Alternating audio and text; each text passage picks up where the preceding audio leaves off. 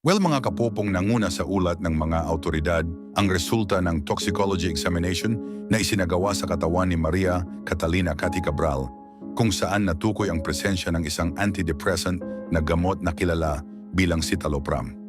Ayon sa Philippine National Police, ang naturang sangkap ay karaniwang inireresita sa mga individual na dumaranas ng matinding stress, anxiety o iba pang emotional challenges.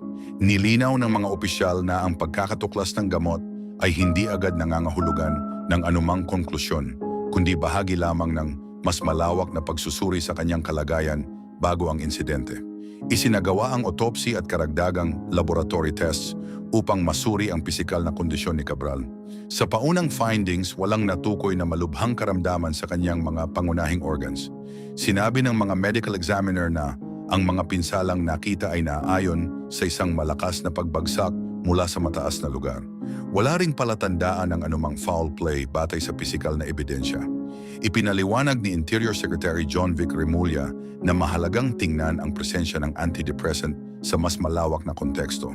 Sinabi niya na maraming individual ang umiinom ng ganitong uri ng gamot bilang bahagi ng regular na gamutan at hindi ito dapat agad bigyang kahulugan. Gayunpaman, ayon sa kanya, patuloy pa ring sinusuri ng mga investigador ang lahat ng aspeto ng kaso upang makabuo ng malinaw na larawan ng mga pangyayari. Natagpuan si Cabral na hindi na tumutugon sa isang bahagi ng kabundukan sa Cannon Road. Sa mga oras na isinasagawa ang paghahanap, natuklasan ang kanyang mga katawan sa isang malalim na lugar malapit sa ilog. Ilang oras matapos siyang huling makita ng kanyang driver na si Ricardo Hernandez. Ayon sa salaysay ng driver, nagmamaneho sila mula Maynila patungong Hilaga nang hilingin ni Cabral na huminto sa isang bahagi ng Cannon Road malapit sa Camp 4 upang makapagpahinga at namnamin ang tanawin. Pagkatapos umalis ng driver upang maghintay sa ibang lugar, bumalik siya makalipas ang ilang sandali, ngunit hindi na niya makita si Cabral. Agad niyang inireport ang pangyayari sa mga autoridad. Sa kasalukuyan, itinuturing na kooperatibo si Hernandez at nilinaw ng pamahalaan na wala siyang direktang kinalaman sa nangyari. Bagamat patuloy pa ring sinusuri ang kanyang mga aksyon bago at pagkatapos ng insidente. Isang larawang kumalat online ang nagpakita kay Cabral na nakaupo sa isang roadside barrier na may kasamang driver. Ayon kay Remulla, ang larawang ito ay kuha sa isang karaniwang oras at hindi nagpapakita ng anumang senyales ng tensyon. Sinabi rin niya na sa panahong iyon ay may usapan umano tungkol sa personal na tulong na nais ibigay ni Cabral sa kanyang driver. Nagbigay rin ng pahayag si Remulla ukol sa asawa ni Cabral na si Cesar Cabral na napansin ng mga investigador na tila kalmado sa oras ng pagkilala sa mga katawan ni Cathy. Sinabi ng kalihim na ang ganitong reaksyon ay nagbibigay ng ilang tanong, subalit wala pang matibay na basehan upang magbigay ng interpretasyon. Sa una ay may pag-aalinlangan ang pamilya sa pagsasagawa ng autopsy, ngunit kalaunan ay pumayag din bilang bahagi ng paghahanap ng kasagutan. Kinuha rin ng mga autoridad ang ilang personal na kagamitan ni Cabral, kabilang ang kanyang mga digital records at device. Mayroon ding mga CCTV footage na patuloy na sinusuri upang mabuo ang kumpletong timeline ng kanyang mga huling oras. Bilang former official ng pamahalaan, si Cabral ay nasangkot sa mga pagsusuri hinggil sa ilang proyektong pang-infrastruktura na may mga isyong teknikal. Dahil dito, tiniyak ng mga autoridad na magiging masinsin at fair ang lahat ng aksyon sa investigasyon upang mabigyan ng malinaw na paliwanag ang publiko tungkol sa mga pangyayaring humantong sa kanyang biglaang pagkawala. Sa mga nagdaang araw, mga kapupong, muling nabaling ang atensyon ng publiko sa ilang magkakaugnay na kwento na kinasasangkutan ng pagkawala, mga tanong na walang agarang sagot at ang mabilis na pagkalat ng haka-haka sa social media. Ipinapakita ng mga pangyayaring ito kung gaano kabilis mabuo ang mga maling akala kapag kulang ang malinaw na impormasyon. Sa Quezon City, patuloy ang pag-aalala sa pagkawala ng missing bride na si Shera De Juan, isang dalagang ilang araw na lamang sana ay ikakasal sa kanyang kasintahang si Mark Reyes. Noong ika-10 ng Disyembre, umalis si Shera ng kanilang bahay upang bumili umano ng sapatos para sa kanilang nalalapit na kasal. Naiwan ang kanyang cellphone na naka-charge at hindi na siya muling nakauwi. Ayon sa mga kuha ng CCTV, huling nakita si Shera na naglalakad mag-isa sa bahagi ng Fairview noong hapon ng araw na iyon. Kasabay ng pagkalat ng balita tungkol sa kanyang pagkawala, umusbong ang iba't ibang haka-haka sa social media.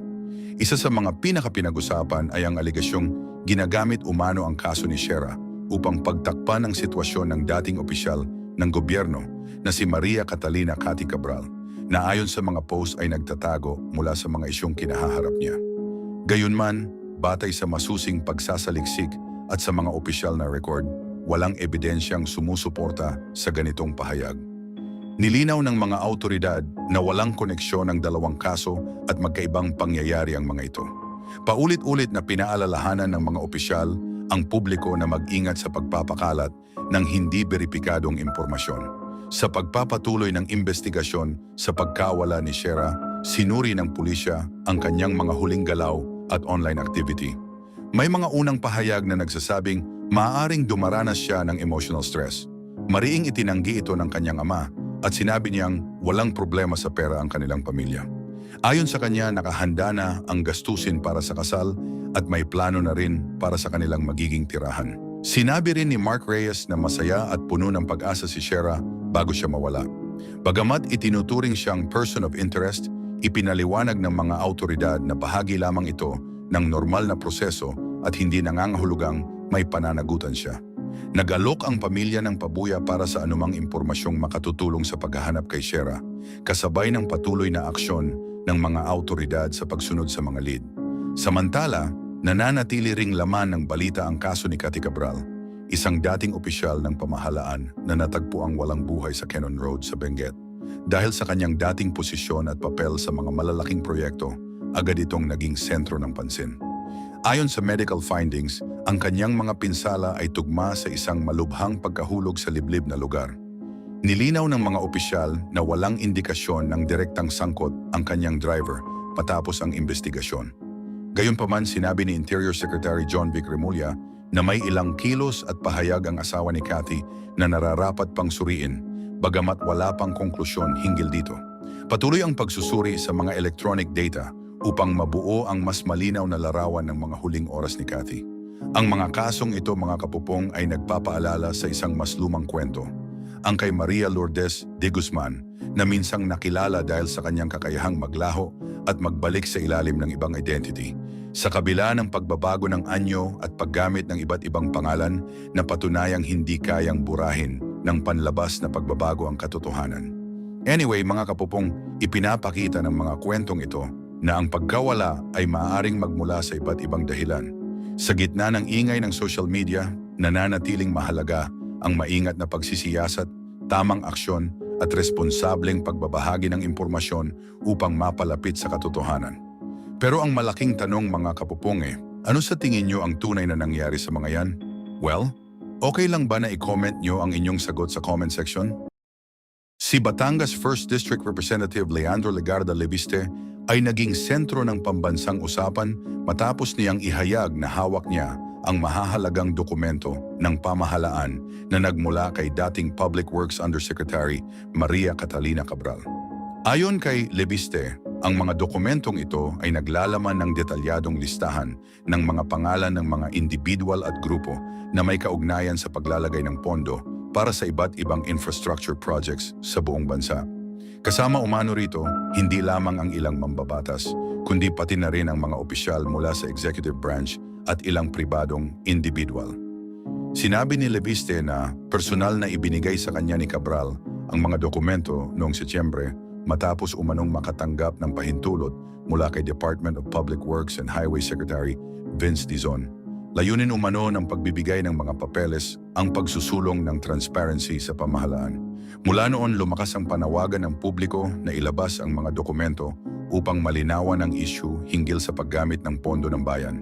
Ayon kay Leviste, handa siyang ilabas sa publiko ang mga file kung papayag si Secretary Dizon na gawin ito sa tamang paraan. Giit niya, mas mainam na manggaling mismo sa Department of Public Works and Highways ang opisyal na aksyon upang masigurong maayos at wasto ang proseso.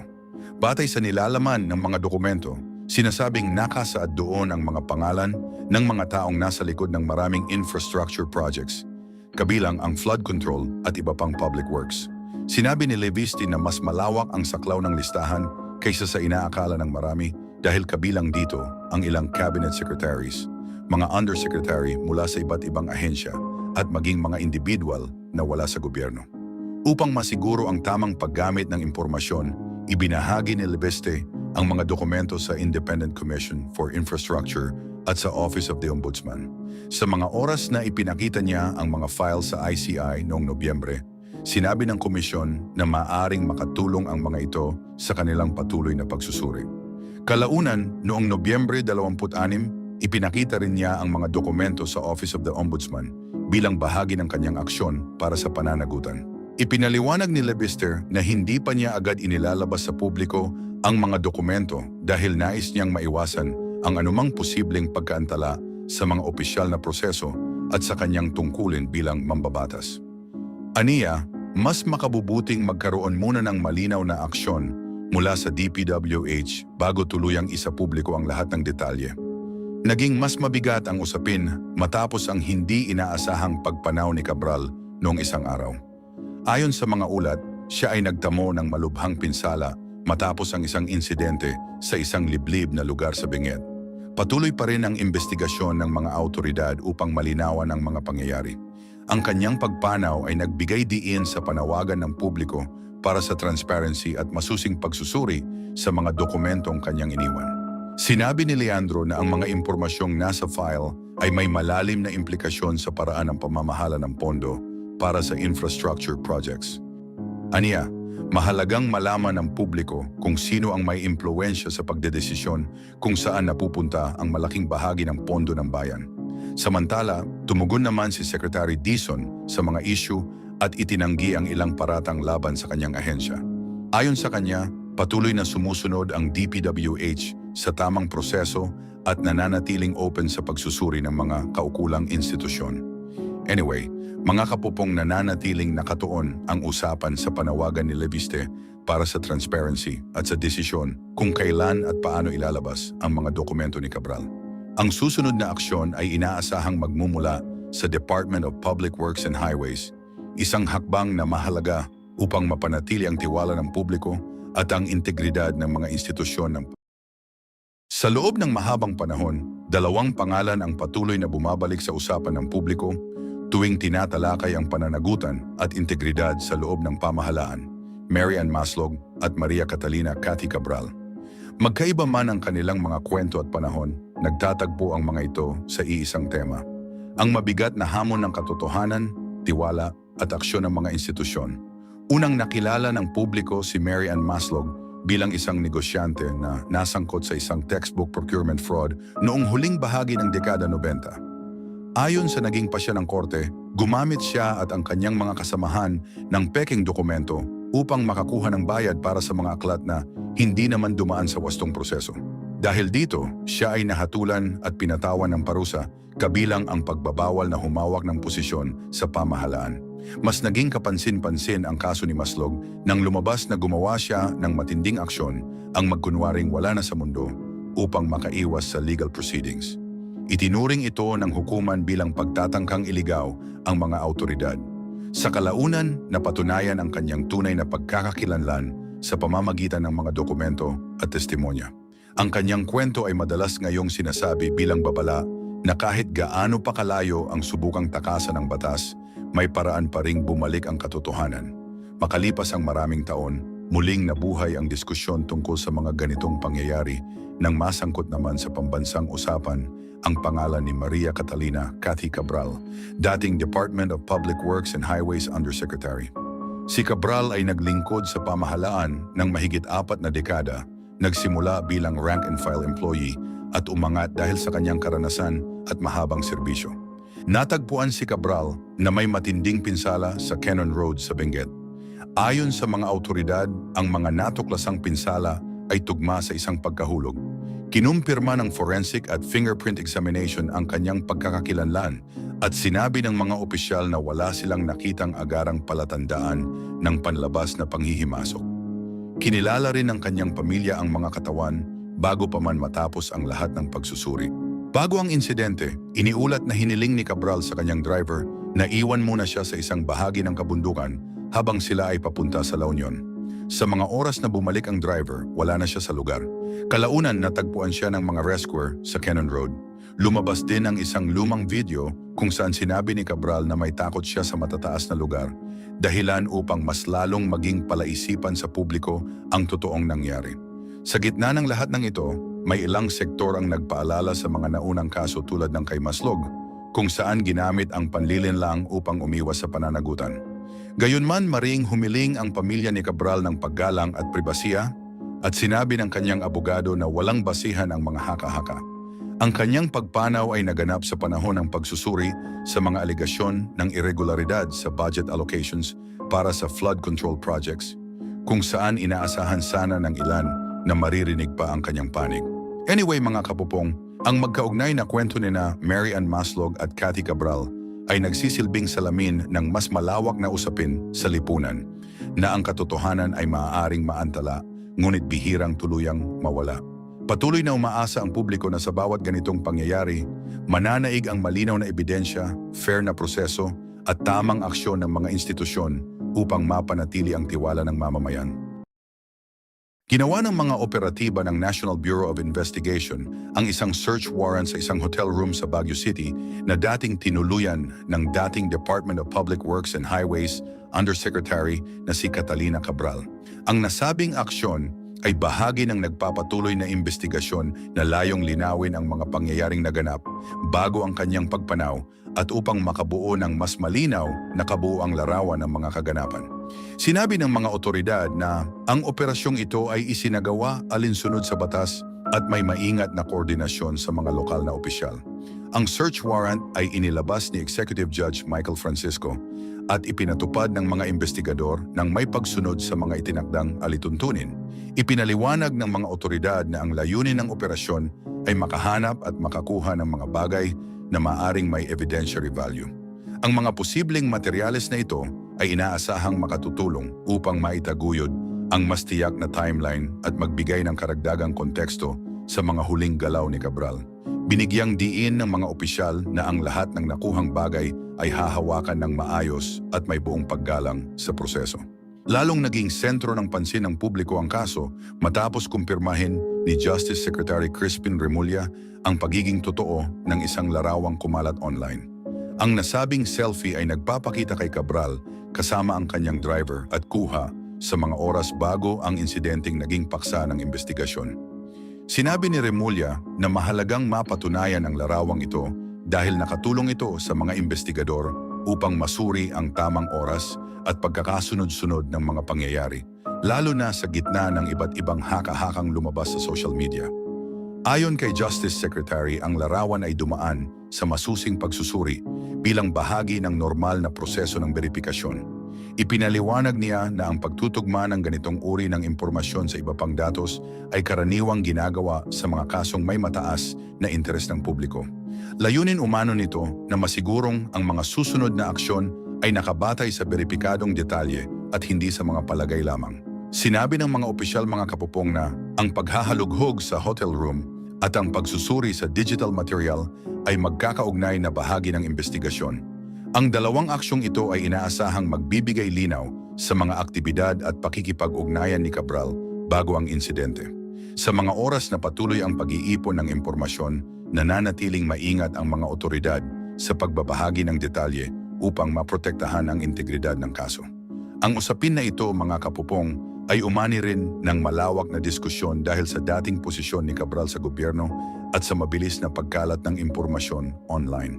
Hinimok ng mga autoridad ang publiko na maging responsable sa pagbabahagi ng balita at ipinaalala na ang hindi beripikadong pahayag ay maaaring magdulot ng kalituhan. Sinabi nila na ang opisyal na resulta ng investigasyon ay ilalabas lamang sa tamang panahon at sa wastong paraan. Patuloy ring nanawagan ang mga investigador, mga kapupong ng kooperasyon mula sa sinumang maaaring may kaugnay na impormasyon. Tiniyak nila na ang anumang tulong ay hahawakan ng may pag-iingat at ayon sa batas.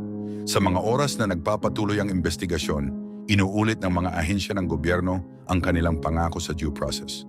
Ang isinagawang search operation sa Baguio City at ang pagkumpirma sa selfie na larawan ay itinuturing na mahahalagang aksyon patungo sa pagbuo ng isang kumpleto at malinaw na salaysay ng mga pangyayari na nakabatay sa katotohanan at maingat na pagsusuri. Una, sana mas marami pang mahuli at mapanagot, pero isipin na lang din natin 6 months ago ni hindi natin alam na ganito na pala kagrabe yung nangyayari sa mga DPWH projects. 6 months ago, hala ng mga diskaya at na marami pang iba na wala na makakagalaw sa kanila, impunity. Kahit papano nasa tama ang momentum. Dalawa, wag sana natin kagatin ang propaganda ng mag-asawang diskaya na sila ay small fish o biktima lamang. Sabi ng AMLAC, mahigit 180 billion pesos ang pumasok sa mga bank account nila. 4 sa 9 na kumpanya pa lang nila ang pinag-uusapan natin. Kung susuriin natin ng mabuti, hindi lang sila basta kontraktor. Sila ay naging tagapagpasimuno. Hindi lang isang administrasyon ang dinaanan nila. Lagi nilang pinupuntahan yung mga congressman, nagpapameeting ng mga chief of staff, tapos pinipresenta nila yung mga available na DPWH budget, lantarang nag-aalok ng advance, porsyento, SOP. Pangatlo, sabi ni Madam Sara, paano yung mga anak ko? Huhu. Sana naisip niyo yan bago niyo dinamay ang mga anak ninyo sa mga kalokohan ninyo. Pangalan pa lang ng korporasyon, ginawa lang santo, pero St. Gerard, St. Timothy, St. Matthew, pati yung YPR. Si Matthew Carl, binili ang St. Matthew Corporation, 18 years old noong 2022, sa halagang 245 million pesos. Sana all may 245 million noong 18 years old. Hindi bababa sa 17 billion ang naging infra projects na nito. Si Gerard William Francisco, 18 years old, 2021, nagparehistro ng one-person corporation, Waymaker General Contractor. 50 million pesos authorized capital stock, 12 million pesos paid up capital. 2023 alone, naka 3 billion pesos ito. Property bang usapan pa yan? Mr. and Mrs. Diskaya, hindi lang kayo nagnakaw. Tinulungan at tinuruan ninyo ang mga anak ninyong magnakaw. Sana magsisi sila at magsabi na ng buong katotohanan. Pero sa nakikita natin, parang wala talaga silang pagsisi. Patuloy pang nagsisinungaling. Paiba-iba ang kwento. Nung una, yumaman sa DPWH. Sa dulo, maliit ang kita sa DPWH. Minsan, lugi pa daw. Nung una, binanggit si Speaker Martin, pati si Zaldi. Sa dulo, ngayon, wala naman daw silang alam dun. Buti na lang, una na nilang pinangalandakan ng nakaw nila, kaya halata tuloy sila ngayon. Gumagawa pa rin sila ng kasamaan. 2 congressman na nagkwento sa akin na humihingi sila ng pera. Cash, kapalit ng hindi pagsama sa kanila sa listahan o dun sa ledger. Ilan na rin ang nagkwento sa akin na tinatakot pa rin nila mga dati nilang empleyado para hindi tumistigo laban sa kanila. Blackmail. Huwag tayong tumigil. Patuloy natin gawin ang lahat na makakaya natin para mapanagot ang dapat managot. We all have something to contribute. Let's all do our part. Nagsimula ang pangyayari ng kusang lumapit si Sara Diskaya sa National Bureau of Investigation sa Maynila matapos lumabas ang impormasyon na may inilabas na court order kaugnay ng isang controversial na flood protection project sa Davao. Ang aksyon na ito ay naganap noong unang bahagi ng December, ilang araw bago opisyal na ipatupad ang legal na aksyon laban sa kanya. Noong Disyembre 18 ay formal na isinagawa ang legal na aksyon matapos matanggap ni Diskaya ang court order mula sa hukuman. Sa mga oras na ipinatupad ang proseso, siya ay dumaan sa karaniwang dokumentasyon at pagkilala sa pasilidad ng National Bureau of Investigation. Sinabi ng mga autoridad na naging maayos ang kanyang pakikipag-ugnayan at wala umanong naging aberya sa pagpapatupad ng aksyon. Matapos ang paunang proseso, pansamantalang inilagay si Diskaya sa detention facility sa Muntinlupa City.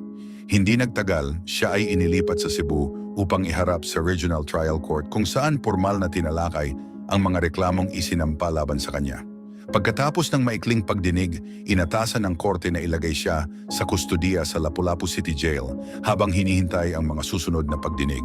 Ang legal na usapin ay may kaugnayan sa mga proyekto ng pamahalaan na nagkakahalaga ng bilyong-bilyong piso. Sa mga oras na nagsagawa ng hiwalay na inspeksyon ang mga autoridad makalipas ang ilang panahon, walang nakitang aktual na istruktura na tumutugma sa proyektong nakasaad sa mga report nila. Kasama ni Diskaya sa isinailalim sa legal na aksyon ang 8 engineers mula sa Department of Public Works and Highways sa rehiyo ng Davao. Ang mga engineers na ito ay may tungkulin sa pag-apruba at beripikasyon ng mga papeles ng proyekto bago inilabas ang pondo. Matapos iharap sa korte, sila rin ay inilagay sa kustudiya sa parehong pasilidad sa Lapu-Lapu City. Sinabi ng mga opisyal na pare-pareho ang patakarang ipinatutupad sa lahat ng detainees. Or in short, mga kapuponge, wala daw special treatment para dyan kay Diskaya at sa iba pa. Sa hiwalay na pangyayari, si Roma Rimando, isang kamag-anak na may kaugnayan sa construction firm ni Diskaya, ay kusang humarap sa mga autoridad sa Pasig City. Siya ay pansamantalang inilagay sa kustudiya ng lokal na pulisya bilang bahagi ng parehong usapin. Anyway, mga kapupong, patuloy ang aksyon ng Philippine National Police upang mahanap ang siyam pang individual na kasama sa kaso. Hinikayat ng pulisya ang mga ito na kusang humarap sa batas upang maging maayos at mabilis ang proseso. Sinabi ng mga opisyal na layunin ng mga aksyon na ito ang panatilihin ang kaayusan at matiyak na ang lahat ng panig ay mabibigyan ng patas na pagkakataon sa ilalim ng batas. Sa mga susunod na linggo, mga kapupong, ay inaasahang magpapatuloy ang mga pagdinig sa korte. Dito ilalahad ng magkabilang panig ang kanilang paliwanag at mga ebidensya. Hinimok ni Senator Francis Kiko, Pangilinan si Interior and Local Government Secretary John Vic Remulla na maging mas maingat sa opisyal na pagkumpirma ng pagkakakilanlan ng former Department of Public Works and Highways Undersecretary na si Maria Catalina Cathy Cabral. Ayon sa senador, mahalagang masigurong malinaw at tama ang lahat ng detalye bago tuluyang tapusin ang anumang pahayag kaugnay sa nangyari. Sinabi ni Pangilinan na dahil sa lawak ng interes ng publiko at sa mga usaping konektado sa mga proyektong pinasukan ni Cabral, nararapat lamang na maging mas insin at bukas ang proseso ng beripikasyon. Dagdag pa niya, ang ganitong aksyon ay makatutulong upang maiwasan ang kalituhan at mapanatili ang tiwala ng publiko sa mga institusyon ng pamahalaan. Ang pahayag ng senador ay kasunod ng desisyon ng pamilya ni Cabral na payagan ang pagsasagawa ng autopsy at iba pang kaugnay na pagsusuri sa mga katawan ng dating opisyal. Ayon sa ulat, pumayag ang pamilya matapos ang serye ng pag-uusap kasama ang mga autoridad na naglalayong linawin ang mga pangyayari at tiyakin ang wastong pagkakakilanlan. Sa mga naunang ulat, sinabing nais ng pamilya na agad maiuwi ang mga katawan ni Cabral at hindi na sumailalim sa karagdagang pagsusuri dahil naniniwala silang walang kahina-hinalang pangyayari. Kinumpirma ng Cordillera Police na ang pahintulot ng pamilya ay bunga ng patuloy na koordinasyon at pagpapaliwanag ng mga opisyal hinggil sa kahalagahan ng mga nasabing proseso. Ayon kay Cordillera Police Chief Ferdinando Rey Yunsay, ang mga susunod na aksyon ay isasagawa alinsunod sa umiiral na protocol. Kabilang dito ang masusing medical examination at paghahambing ng mga record upang makapagbigay ng malinaw at pinal na impormasyon para sa pamilya at sa publiko. Well, in short, mga kapopong, para malaman kung katawan ba talaga ni Cabral ang nakuha nung isang araw. Ipinaliwanag ng mga autoridad na ang ganitong mga pamamaraan ay karaniwan sa mga sitwasyong hindi agad malinaw ang buong pangyayari. Layunin ng mga prosesong ito na magbigay ng katiyakan, hindi lamang sa pamilya, kundi pati na rin sa mga mamamayang sumusubaybay sa kaso. Bagamat una nang ipinahayag ng pamilya na ang insidente ay maaring isang aksidente, ang kanilang kasalukuyang desisyon ay nagpapakita ng bukas na kalooban na makipagtulungan para sa mas malinaw na pag-unawa. Sinabi rin ni Secretary Remulla na mahalaga ang opisyal na beripikasyon kahit pa may pagkilala na mula sa mga kamag-anak. Ayon sa kanya, ang ganitong aksyon ay mahalaga para sa legal at administratibong layunin at upang masigurong walang detalye ang napapabayaan. Binigyang diin niya na ang lahat ng hakbang na isinasagawa ngayon, mga kapupong, ay para sa kapakanan ng pamilya at sa integridad ng proseso.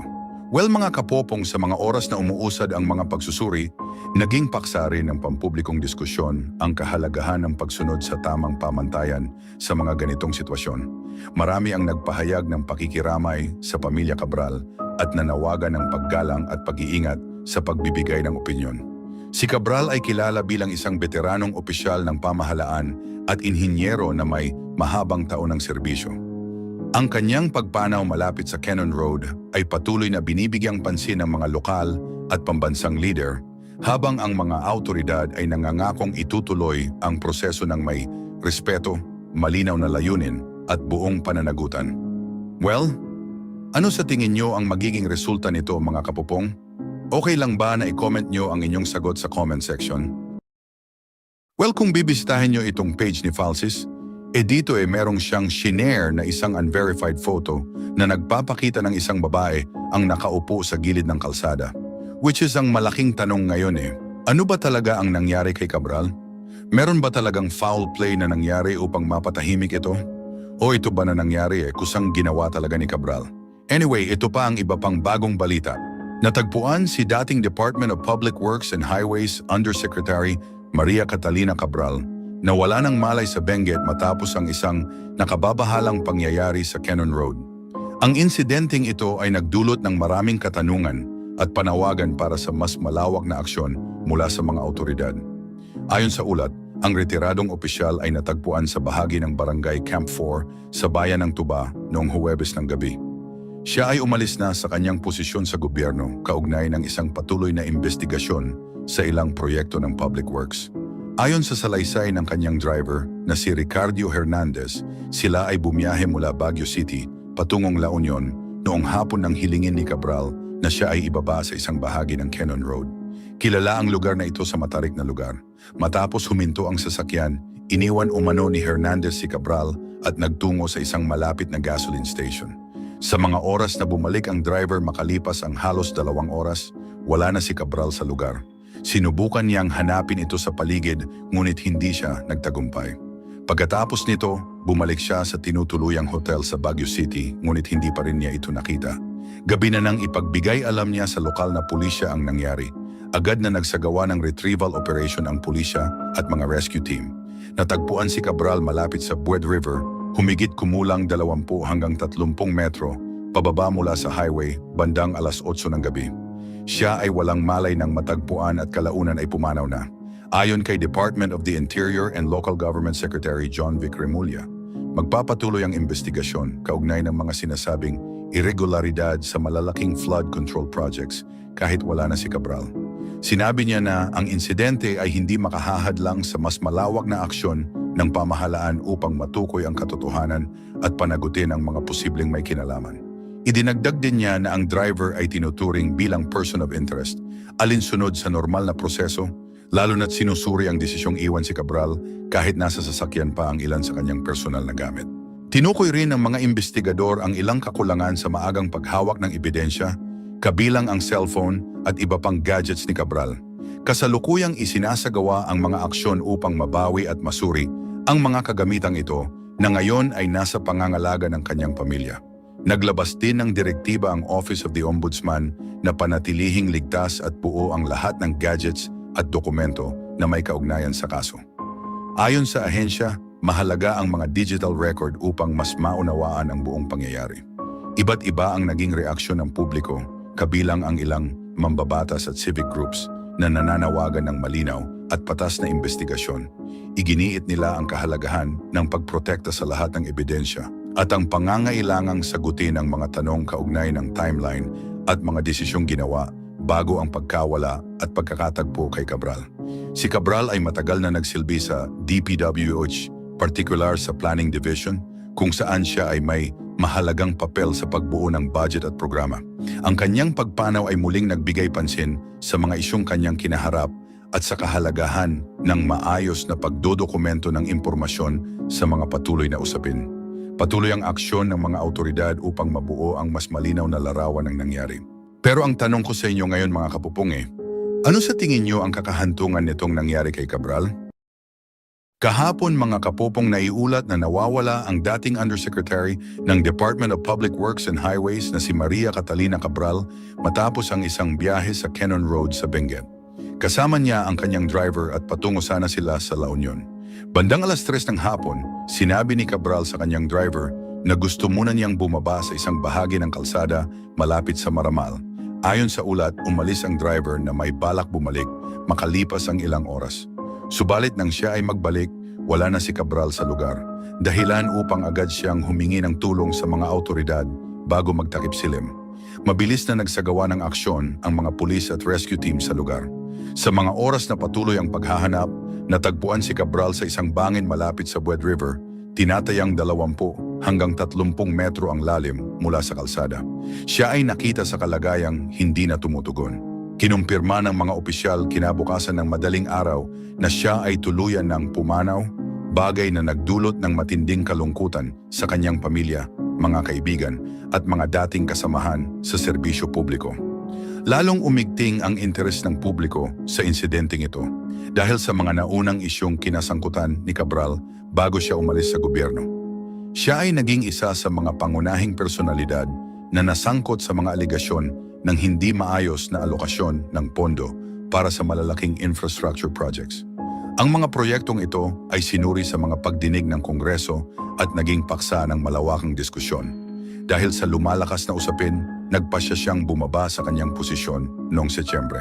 Kasunod ng insidente, sinabi ng PNP na ang driver ni Cabral ay itinuturing bilang person of interest upang malinawan ang buong pangyayari. Nilinaw ng mga otoridad na ito ay bahagi lamang ng normal na proseso ng investigasyon at hindi nangangahulugang may agarang pananagutan. Sinabi rin ng pulisya na tinitingnan ang iba't ibang anggulo, kabilang ang personal na kalagayan ni Cabral at ang mga isyong may kaugnayan sa kanyang dating tungkulin sa ahensya. Isang mahalagang detalye ang muling nabigyang pansin ng publiko matapos lumabas ang isang lumang panayam kay Cabral. Sa panayam na iyon, sinabi niya na may takot siya sa matataas na lugar o fear of heights.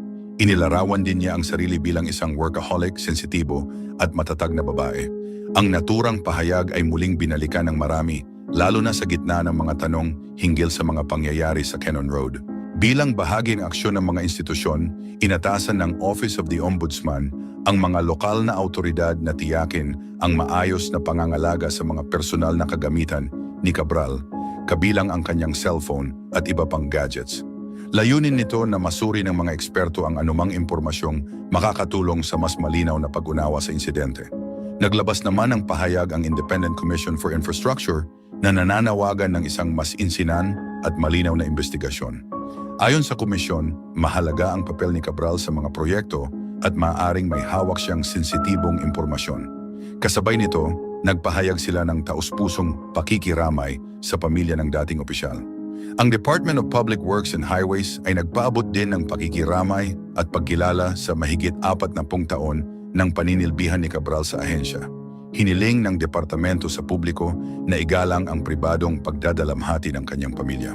Sa mga oras na nagpapatuloy ang investigasyon, patuloy namang nananawagan ang mga autoridad sa publiko na iwasan ang haka-haka at hintayin ang opisyal na resulta upang mabuo ang buong larawan ng mga pangyayaring naganap.